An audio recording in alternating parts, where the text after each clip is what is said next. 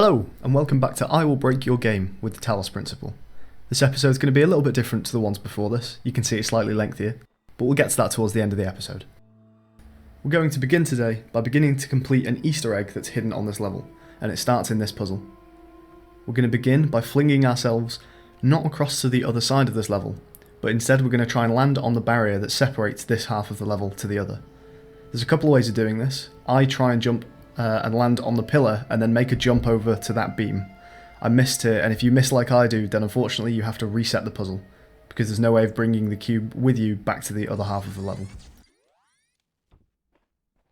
This is interesting because it's another example where it's clearly an intended break. This Easter egg allows you to get out of the map, and it allows you to break this puzzle specifically, and really quite easily, so it's not something they would have overlooked. Again though, this intended break allows us to also complete a second puzzle, and it would be interesting to know if the developers were aware of that. The solution to the Easter egg is somewhat lengthy, but the first step involves these binoculars. I'm not going to look through them, but I will show you how to do it if you so wish. Let's just put the box down, and then if you look down here you can actually see there's a key resting on the rock just there. If you go down and collect the key and then come back up, you can see through the binoculars. And from here, of course, we can also complete the level. Now we're going to use this Easter egg solution to complete another level, though this time it's going to be a fair bit trickier. You want to come along and jump along these stepping stone pillars and then onto this beam. Now we're going to drop down onto the wall down here, and if you see those fences, we're going to jump across those. Although I've mentioned in previous episodes that fences will try and push you off, so this can be tricky. There's a few ways of doing it. You can actually slide yourself along the fence, and as long as you're perfectly aligned with it, you'll end up at the next post in the fence, just like I did there. Or you can just jump from post to post, but you have to be quite accurate. We're going to be coming here twice, and where I'm dropping the box down here is where we'll be jumping down the second time. But I'll leave the box because we don't need it for this sigil.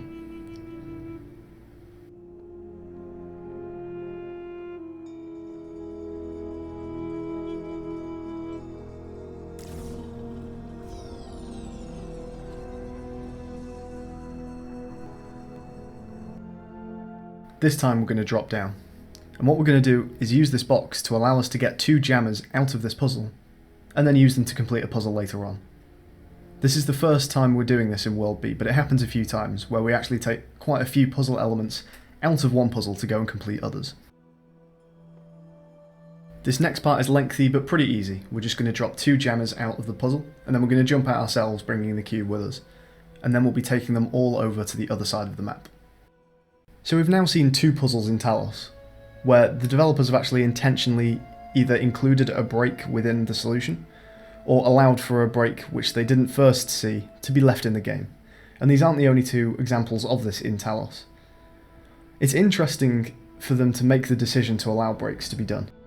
I remember listening to the developer commentary for the game Portal a few years back, and the voiceover mentioned that one of their playtesters found a solution to an otherwise lengthy puzzle that allowed him to complete it in just a few seconds. I've replicated something similar to the description she gave here. Situations like this actually raise some quite interesting ideas, such as what should constitute solutions to puzzles, and more broadly speaking, what makes puzzle games so entertaining. At first glance, it may seem strange for a developer to leave a known exploit in a game that allows the player to quote-unquote cheat a puzzle, but I personally think it's a brilliant idea. The first puzzle that I broke in Talos on my first run through of the game was quite late on. I think it may have been towards the end of World B, or maybe even in World C. But when I first managed it, it was really satisfying, because it gives you that sense of beating the developer at their own game, and I'm just going to put that thought on hold while I explain this break. Firstly, there's a star here, and this is one of the few stars that I know I'm actually doing incorrectly, because you're supposed to use a laser to get it, but you can grab that star while you're here. What we're going to do is bring these jammers through, and use them to jam all of the fizzlers in this puzzle.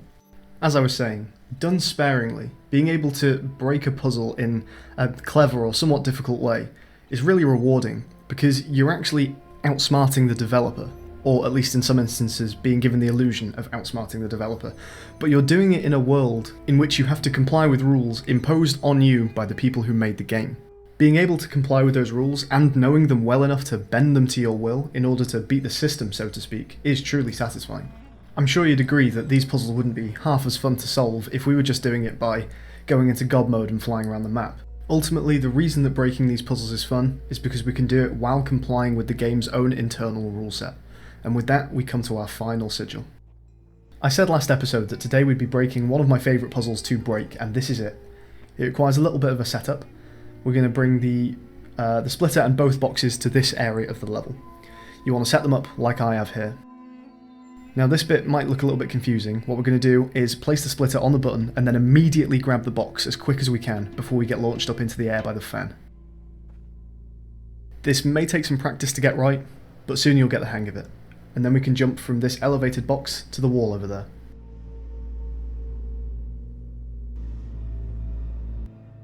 If you remember back to level A7 that we did in episode 6, we placed a box on a small shelf and offset it slightly so that we could jump to a wall from the side of the box. We're going to do something similar here. You want to offset this box a little bit to the left, wait till you get a jump prompt and jump round to this side of the wall. Now if you place the box close enough, roughly where I did, maybe slightly closer to the pillar, then you can just about grab the box from this side of the wall. Now we're going to jump onto the edge wall over there, and you can do this either without the box or with, but I prefer to do it with. So I mentioned you can complete that jump without using the box. If what you do instead is to pick up the box and make that jump by overshooting the wall, you can bring the box outside of the map. And if you remember, we've already done that with one other puzzle, which means you can technically get out of the map with 2 boxes. So we're going to try something here with the 2 boxes we've got out of puzzles. This rock face is just outside of the puzzle we've just broken. We're going to try and climb it, see how far up we can get. We're going to start by placing a box on the floor in front of these rocks, and then you're going to try and place the second box as far onto this back ridge as we can. We're going to do that by running into the back wall as we try and place the box. Now we can jump back up,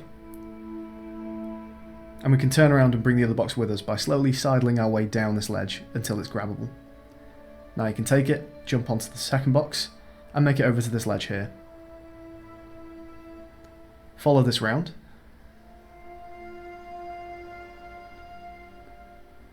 And you can place this box onto this ledge. Again, you want to place it as far back as you possibly can.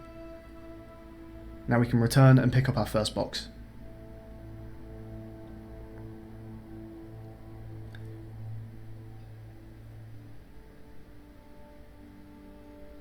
Bring this back around and jump onto the box we placed here, and you should get another jump prompt to get onto a higher ledge. Once again, we're going to follow this higher ledge around. Unfortunately, that box is now too far back to be able to grab it. You want to place this box roughly where I am. This is quite a precise placement, but you want to be on this side when you place it. Again, we can jump on the box, and this time we're going to jump onto an invisible shelf. It's difficult to describe, but if you're trying to do the solution, you're just going to have to try and jump to roughly where I jumped to. Now I'm going to go into third person here. There's kind of an invisible funnel that pushes you if you try and walk forwards here. If you see this sort of ramp of mossy grass, it kind of follows in that direction. If we run up, you can see that we're slowly getting nudged to the right hand side. We can get fairly high. If you look at my shadow, we're going to use this as a reference. My head is just below a mossy patch, and as soon as the shadow of your head is getting to above that patch, you can't go any higher. You'll get pushed off far to the right, and you'll fall all the way down. Inherently, this audacious rock climbing doesn't actually have any use, but I just wanted to see if anyone else could get any higher than this. I've given this quite a few attempts, and I can't find any other way to get any further up, but this rock face goes really quite high. So I wondered if anyone else wanted to give it a go, just to see how much further we can get. From where I'm stood, there appear to be other shelves to the left and right. I just can't seem to land on either of them. There may also be other ways of getting up this rock face, so give it a go. If nothing else, this spot gives you a really cool view of the rest of the level. Before we finish, I did want to just briefly return to this idea of developers knowingly allowing for their puzzles to be broken. I think it's great for developers to reward curiosity and exploration, especially in a game like Talos, which is a puzzle game. Primarily, you find solutions in the first place by experimenting, and you can incentivize that by allowing certain puzzles to be broken. I think overall, the way Croteam handles breaking puzzles in Talos, they do a tremendous job, and even though this series takes it to kind of an extreme, it's the reason this series exists in the first place. Thank you very much for watching this episode of I Will Break Your Game featuring the Talos Principle and Portal. See you next time.